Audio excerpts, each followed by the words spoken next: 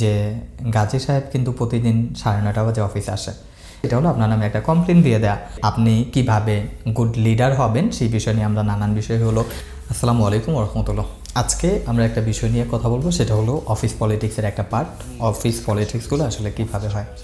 আমরা একটা গল্প দিয়ে শুরু করি, তাহলে পুরো গল্পটা আপনার বুঝতে সুবিধা হবে অফিস পলিটিক্সগুলো কিভাবে আসলে কাজ করে।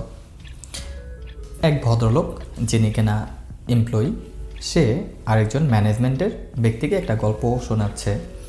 আচ্ছা ভাই, আপনি কি হলো জানেন যে আমাদের যে ফ্যাক্টরি আছে, এই ফ্যাক্টরিতে ঢোকার সময় কিন্তু এখানে একটা তাল গাছ আছে।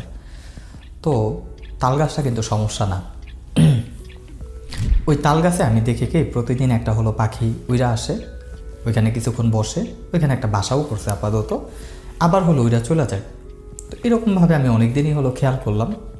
তো এখন আবার দেখতেছে কি এইখানে আপনার হলো ওই পাখিটা মূলত 2টা ডিম দিছে, সেখান থেকে আবার 2টা বাচ্চাও হয়েছে। এখন দেখলাম বাসাটা আবার একটু বড় করছে, আগে থেকে বাসাটা একটু হলো আপনার বড় হয়ে গেছে। এখনও পাখিটা হলো আসে, আইসা হলো যায়, আবার চলে যায়। তো এখানে শুধুমাত্র বাসাটাই বড়।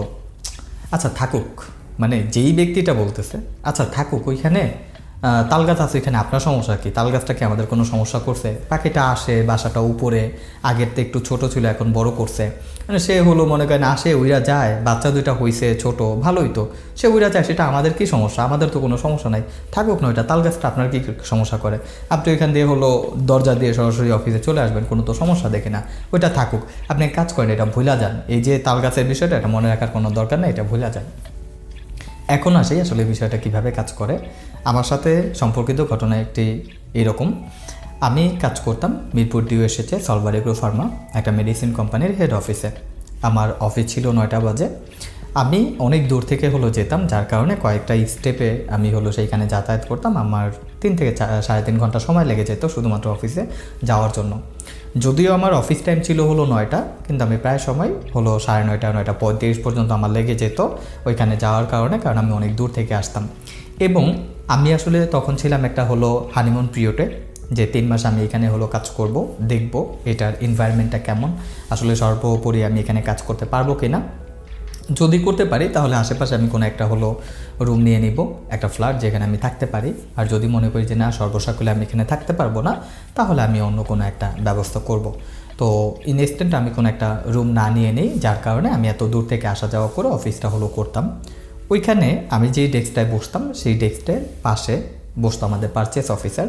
এই পারচেস অফিসার ছিল আবার আমাদের যে ম্যানেজিং ডাইরেক্টর, তার হলো কোনো একটা রিলেটিভ। সে প্রায় সময় নানান বিষয় হলো গল্প করতো। একদিন শুনলাম যে সে হলো এরকম গল্প করতেছে, আচ্ছা আপনি কি জানেন যে গাজী সাহেব কিন্তু প্রতিদিন 9:30 বাজে অফিসে আসে, এবং ওনার কখনো কখনো 9:40, 9:35 এরকম সময় হলো আসে। তো আমি এই জিনিসটা কয়েকদিনই হলো লক্ষ্য করছি। তো আসুক, উনি দেরিতে আসুক, দেরিতে আসলে আপনার কি সমস্যা? উনি তো আমাদের কোনো সমস্যা করতেছে না, কারণ উনি তো মূলত ওনার যেই কাজ, সেই কাজ শুরু হয় 10টার দিকে। তাছাড়া এমনিতেও শুনছি উনি নাকি অনেক দূর থেকে আসে, আসতে 3 ঘন্টা 3.5 ঘন্টা হলো আপনার লেট হয়ে যায়। তো ওনার কাজ যদি 10টা বাজে শুরু হয়, উনি যদি আপনার 9:30, 9:35 আসুক, তাহলে আমাদের কোনো সমস্যা না, আপনি এটা ভুলা যান। এই যে আপনার উনি দেরি করে আসে, এটা আমাদের কোনো প্রভাব ফেলে না, মনে করেন এটা মনে রাখার কোনো বিষয় নেই, এটা আপনি ভুলা যান, আমরা বাদ দিই এই গল্পটা। এই যে আসলে প্রথমে সে বলল যে গাজী সাহেব কিন্তু হলো প্রতিদিন দেরি করে আসে, সে প্রতিদিনই এরকম 30-35 মিনিট করে হলো আপনার দেরি করে আসে, এটা হলো আপনার নামে একটা কমপ্লেন দিয়ে দেয়া। অপরদিকে সে, এটা যেহেতু একটা অফিস পলিটিক্স, আপনার সাথে সরাসরি কোনো শত্রুতা হলো জড়াবে না, যার কারণে আপনার কতগুলো লো ফলটাকেই সে পজিটিভ দিক হলো তৈরি করে দিল, যে সে তো অনেক দূর থেকে আসে, 3 ঘন্টা 3.5 ঘন্টা লেগে যায়, তাছাড়া তার কাজ তো শুরু হয় 10টা বাজে, তাহলে সে দেরি করে আসলে সমস্যা কী?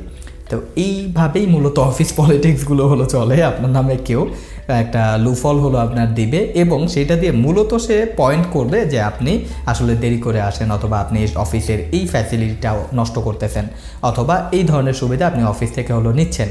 আবার অপর দিকে আপনি যেন সেটাতে নারাজ না হন, এইটার আবার একটা উপযুক্ত কারণ দেখাই দিবে, কিন্তু তার মূল ভীষণটা থাকবে যে আপনার লুফলটা হলো তুলে ধরা। আমাদের আসলে যেটা হলো লক্ষ্য করা উচিত, এই ধরনের কোনো সুযোগ কাউকে না দেয়া, আমাদের লুফল তৈরি হয়, তাহলে কিন্তু আর অফিস পলিটিক্স যদিও মানুষ আপনার সাথে হলো করে, সেটা কিন্তু আপনার জন্য খুব বেশি কার্যকর হবে না। তো এটা হলো অফিস পলিটিক্সের একটা পার্ট। আমাদের সাথে আপনার হলো এরকম আরও অনেকগুলো পার্ট নিয়ে আমরা হলো কথাবার্তা বলতে পারবো, এবং হলো সেলফ ইমপ্রুভমেন্ট, পার্সোনাল ইমপ্রুভমেন্ট কীভাবে আসলে করা যায়, অ্যাজ এ আপনি কিভাবে গুড লিডার হবেন সেই বিষয় নিয়ে আমরা নানান বিষয় হলো আলোচনা করব। এগুলো শোনার জন্য বা এগুলো দেখার জন্য আমাদের হলো পেজ অথবা যেই সোশ্যাল মিডিয়া অ্যাকাউন্টগুলো আছে সেইখানে কানেক্টেড থাকতে পারেন। ধন্যবাদ।